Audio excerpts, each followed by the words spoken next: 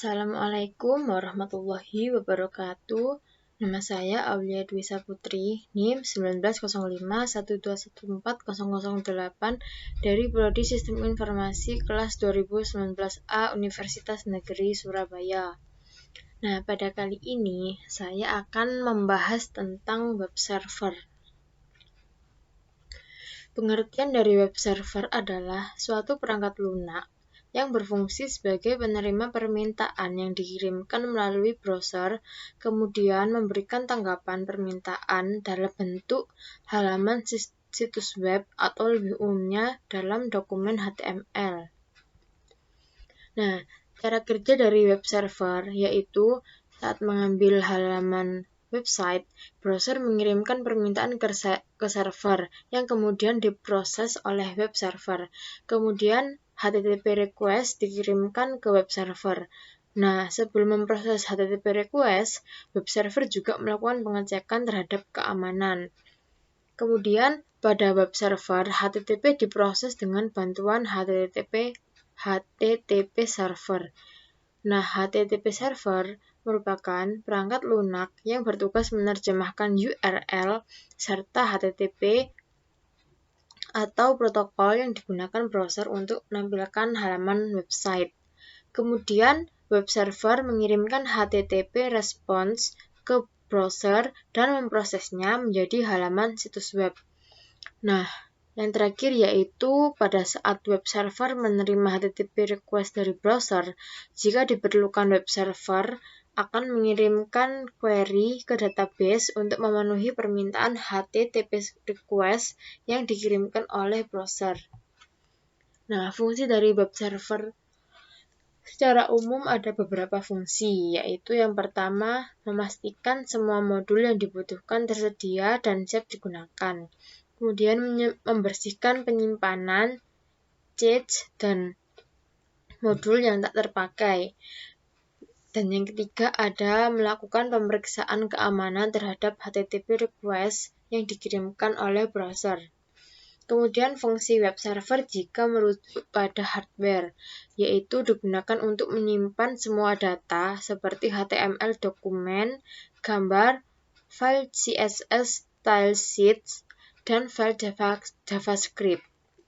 Nah, kemudian jika merujuk pada software, yaitu berfungsi sebagai pusat kontrol untuk memproses permintaan yang diterima dari browser.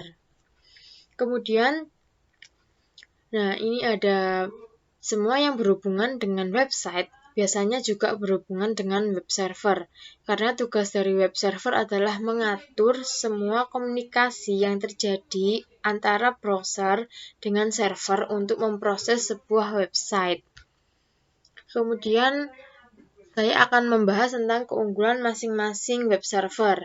Yang pertama, ini ada beberapa web server. Yang pertama ada Apache. Dia memiliki keunggulan yaitu pengaturannya yang lebih mudah. Kemudian open source dan komunitasnya besar. Kemudian ada Ngin. Itu keunggulannya yaitu ringan, banyak fitur dan stabil. Kemudian performanya juga tinggi. Kemudian ada IIS, yaitu dia memiliki keunggulan yaitu mendukung penuh pada Windows. Kemudian adanya kemampuan pengecekan kesalahan dan kerja menggunakan PHP lebih stabil. Kemudian yang terakhir ada Lightspeed Web Server. Dia memiliki keunggulan yaitu memiliki pencegahan DDoS. Kemudian recover kesalahan secara langsung dan kompatibel dengan htaccess. Kemudian HTML atau kepanjangan dari Hypertext Markup Language.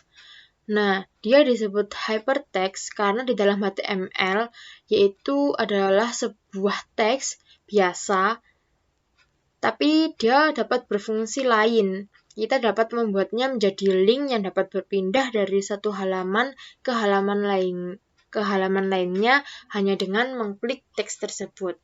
Kemudian disebut markup language itu karena dia memiliki bahasa HTML menggunakan tanda mark atau menandai bagian-bagian dari teks. Misalnya, teks yang berada di antara tanda tertentu akan menjadi tebal dan jika berada di antara tanda lainnya akan tampak besar.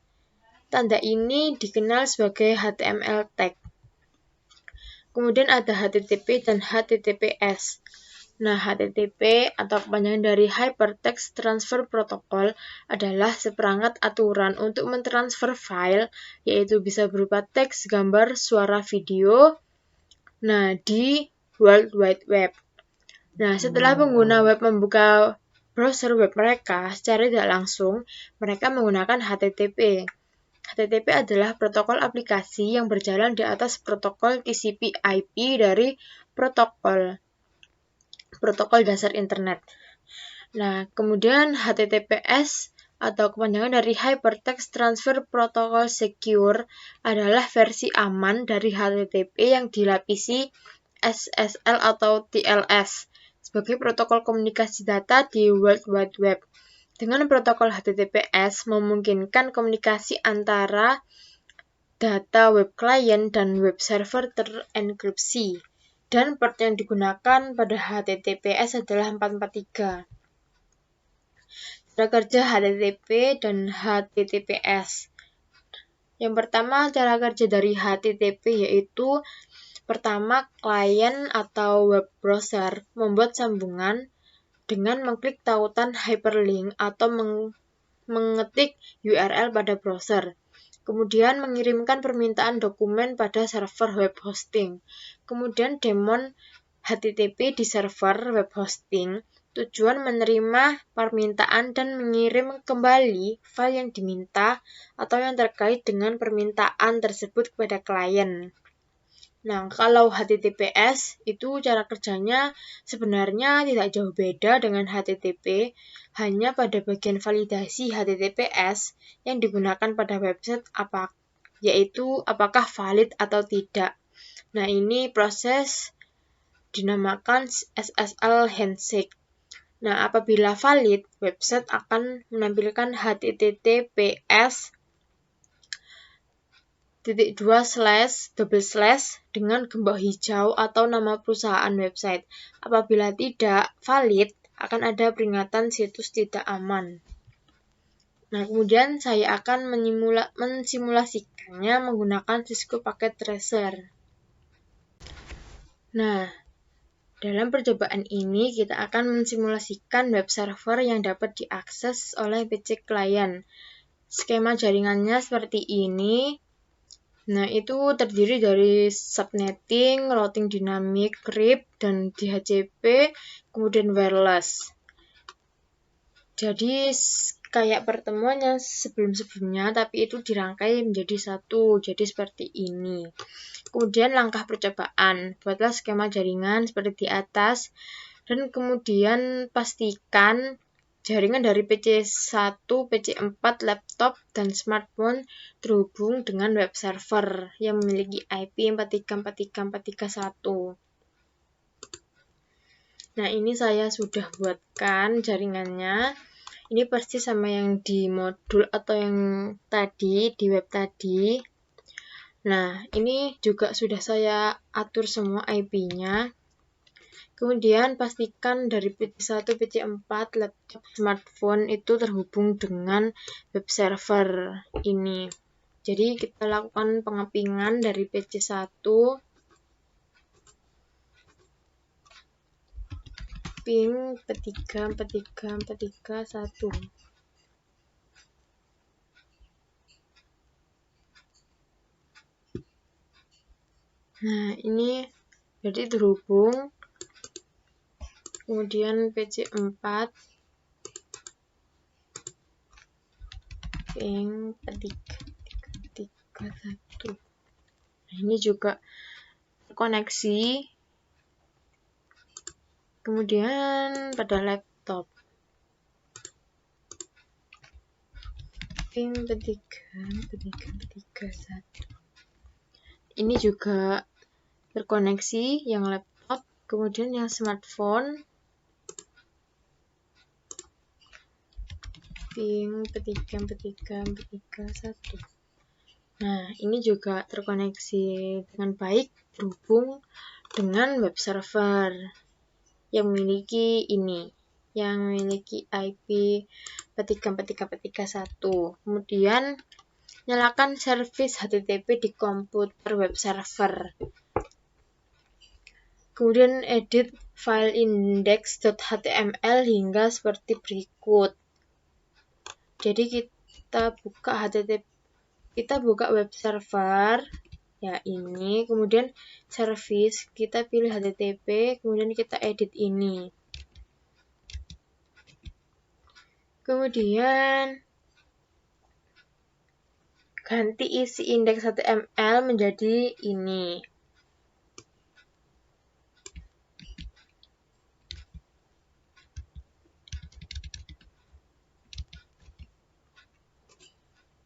Nah, ini sama aja seperti yang tadi. Kemudian kita save. Kemudian pada PC1 dan laptop, buka aplikasi web browser dari tab desktop. Lalu jalankan URL HTTP ini, alamat IP dari web server.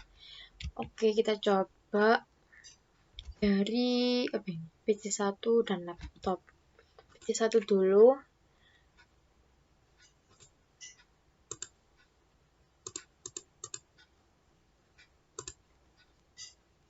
Kita pilih web browser.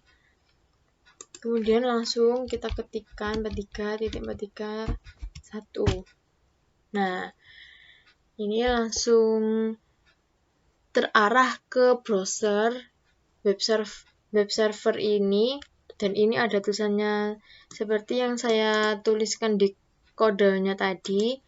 Nah, berarti ini sudah terhubung, sudah bisa.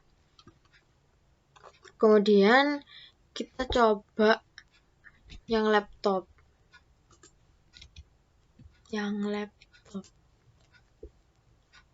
Kita pilih web browser.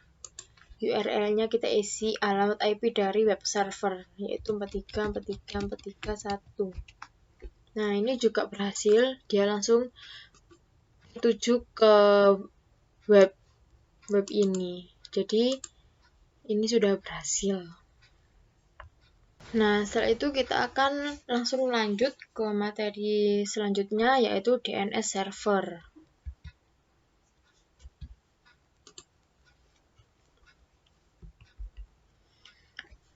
Langsung saja, DNS server atau yang memiliki kepanjangan domain name server, yaitu sebuah sistem yang menghubungkan Uniform Resource Locator atau URL dengan Internet Protocol Address atau IP address. Nah, fungsi dari DNS server yaitu 1. Meminta informasi IP address sebuah website berdasarkan nama domain. Kemudian yang kedua, dia meminta informasi URL sebuah website berdasarkan IP address yang dimasukkan.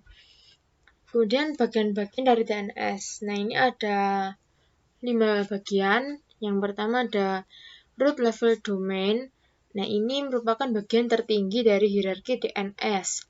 Biasanya dia berwujud tanda titik atau dot di bagian paling belakang sebuah URL. Kemudian top level domain adalah eksistensi yang berada di bagian depan root level domain. Terdapat 2 jenis TLD yang umum dipakai, yaitu yang pertama ada GTLD atau Generic Top Level Domain, dan yang kedua ada CCLTD, yaitu Country Code Top Level Domain.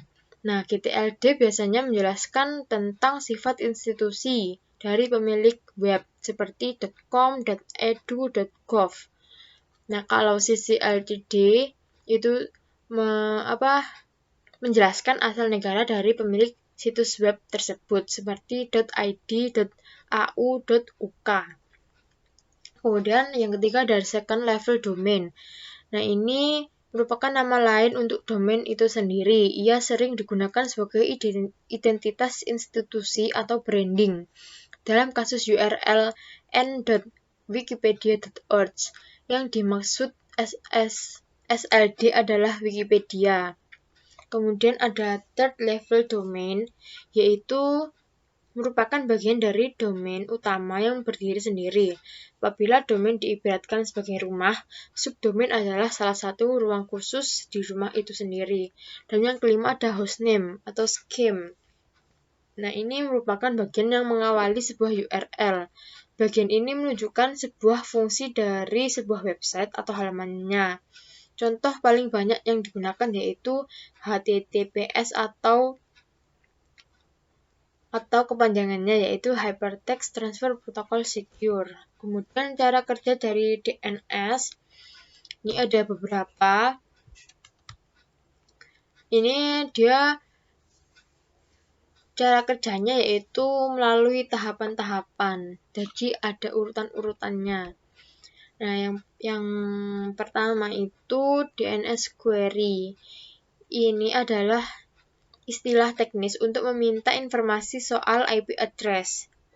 Nah, ini ada 3, yaitu recursive query, iteratif, dan non-recursive. Nah, kalau yang recursive ini, user memberikan hostname, yang mana kemudian DNS resolve harus memberikan jawaban. Ada 2 kemungkinan. Yang pertama, DNS akan menyediakan informasi relevan setelah mencari di root server, dan yang kedua, yaitu browser akan menampilkan pesan error karena informasi tidak bisa ditemukan. Dan yang kedua ada iterative query, yang mana user memasukkan hostname, kemudian DNS resolve, dan akan mencari cache yang relevan di memori. Jika tidak berhasil, DNS resolve akan mencari informasi di root server dan autoritatif name server yang paling dekat dan relevan. Kemudian yang ketiga ada non-recursive query. Nah, ini merupakan proses pencarian informasi yang tercepat. Ini tidak memerlukan pencarian di root server atau autoritatif name server karena data yang dicari disimpan dalam cache. Kemudian yang kedua ada DNS recursor. Nah, ini merupakan tahapan pertama dalam pencarian informasi. Jadi, ketika user memasukkan URL dan tidak menemukan hasil yang valid, nah, sistem akan langsung mencari informasi dalam cache penyedia internet atau USP. Kemudian, yang ketiga ada root name server, yaitu merupakan sebuah semacam database yang menjawab pertanyaan soal nama domain dan IP address. Server ini tidak memiliki jawaban yang tepat untuk informasi yang dicari. Kemudian ada TLD name server.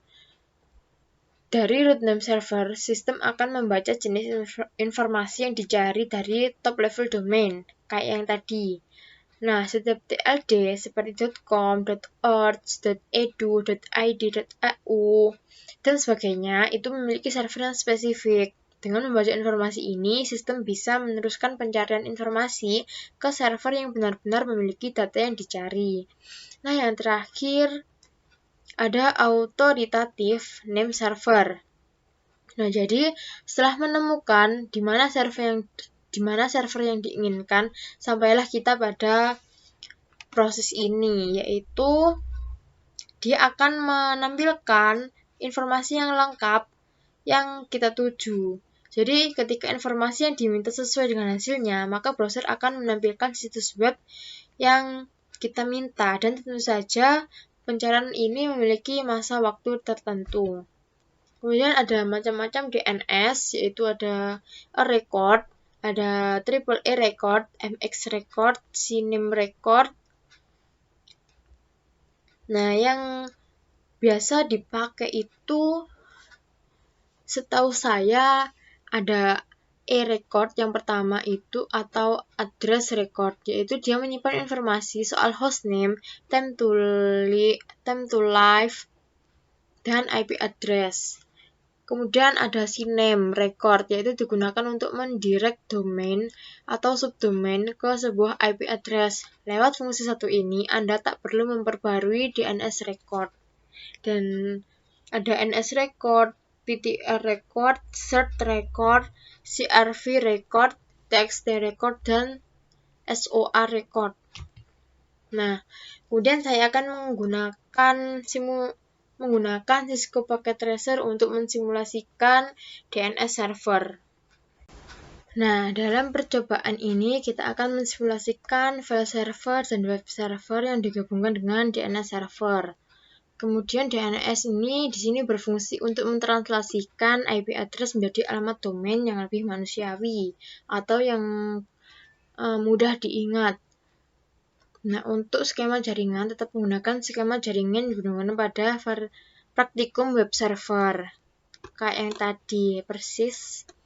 Nah, kemudian langkah percobaannya, kita buat skema jaringan seperti gambar di atas dan pastikan jaringan dapat berfungsi baik, terutama jaringan dari PC1, PC4, laptop, smartphone, dan dia dapat tersambung dengan DNS server, web server, dan FTP server.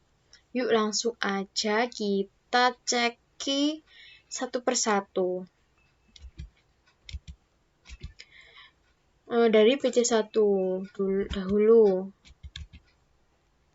ke DNS server, yaitu IP 33333331.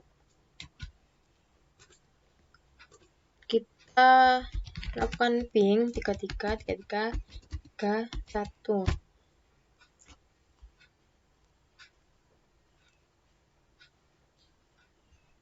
Nah, dia udah terhubung dengan DNS server. Kemudian web server yaitu kayak yang tadi sama ping 434341. Nah, ini juga terhubung. Kemudian FTP server 434342. Ping 434342.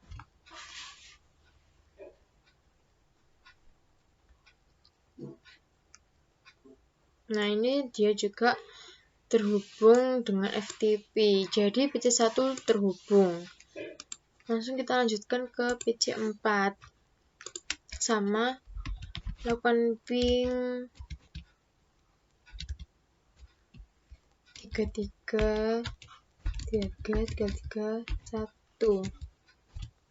Ini ke DNS server. Oke, dia terhubung. Kemudian ping ke web server 434341. Ya, dia juga terhubung, sudah terkoneksi, dan kemudian ke FTP server yaitu 434342. Nah, dia juga terhubung. Kemudian lanjut ke laptop ping 333331. Ke DNS dia terhubung, kemudian ke web server ada 434341. Dia juga terhubung dengan baik. Kemudian yang ke FTP 434342. Nah, ini ke FTP dia juga sudah terhubung. Kemudian lanjut ke smartphone. Salah pencet. Langsung ke 333331. Salah ketik. 333331. Nah, dia juga sudah terhubung yang smartphone. Kemudian kita ping ke web server 434341. Oke, sukses. Kemudian kita coba ping ke 434342 yaitu FTP server. Nah, dia juga sukses. Jadi kita langsung lanjut. Aktifkan service DNS pada PC DNS server dan tambahkan entry DNS seperti gambar berikut. Jadi kita pilih DNS ini, kita service, pilih DNS. Nah, kita suruh memasukkan seperti ini. Ini ada tiga nama. Ini kita masukkan, dan di sini saya sudah masukkan, dan ini sama persis. Jadi kita namanya yang pertama ada ftp.jarcom.com dengan tipe a record, dan detailnya alamat IP-nya, alamatnya yaitu 434342. Kemudian yang kedua ada jarcom.com, kemudian tipenya a record, dan alamat IP-nya yaitu 434341. Dan yang terakhir ada www.jarcom.com dengan tipe CNAME, kemudian detailnya nggak pakai alamat IP, dia langsung pakai domain yaitu jarcom.com. Oke, berarti udah. Kemudian pada PC1 dan laptop jalankan perintah nslookup seperti berikut. Pada PC1 dan laptop. Jadi kita masuk ke command prompt nslookup jarcom.com. Nah, ini sukses.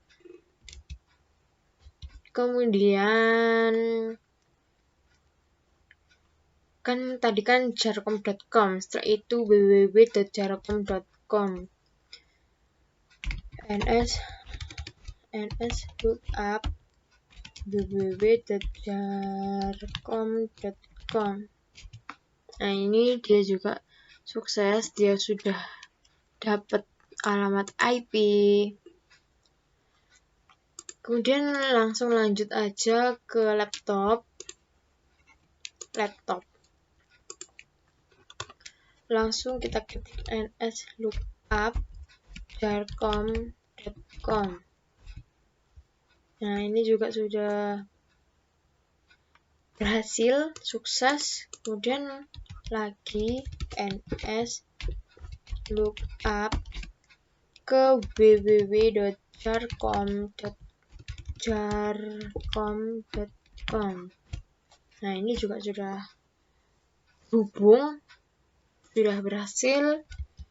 Kemudian pada PC1 dan laptop buka aplikasi web browser.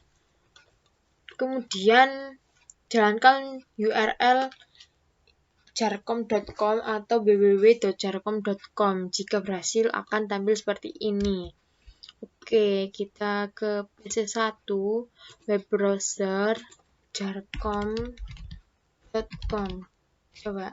Nah, selamat datang di official web jarcom.com Aulia Dwi Saputri.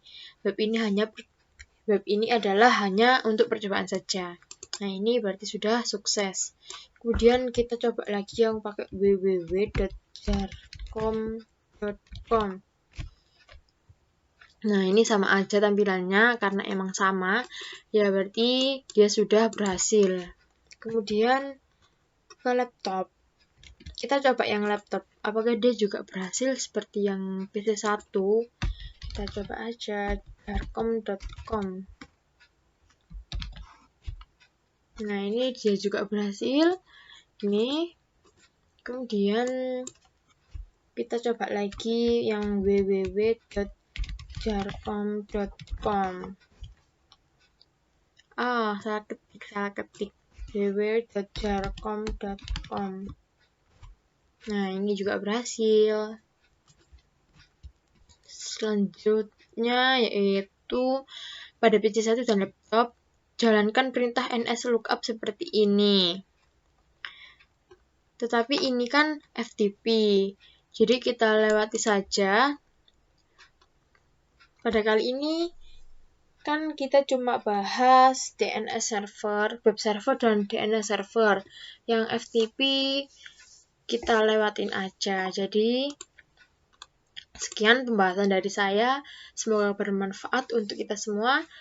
Mohon maaf bila ada kesalahan atau kekurangan dalam video kali ini. Wassalamualaikum warahmatullahi wabarakatuh.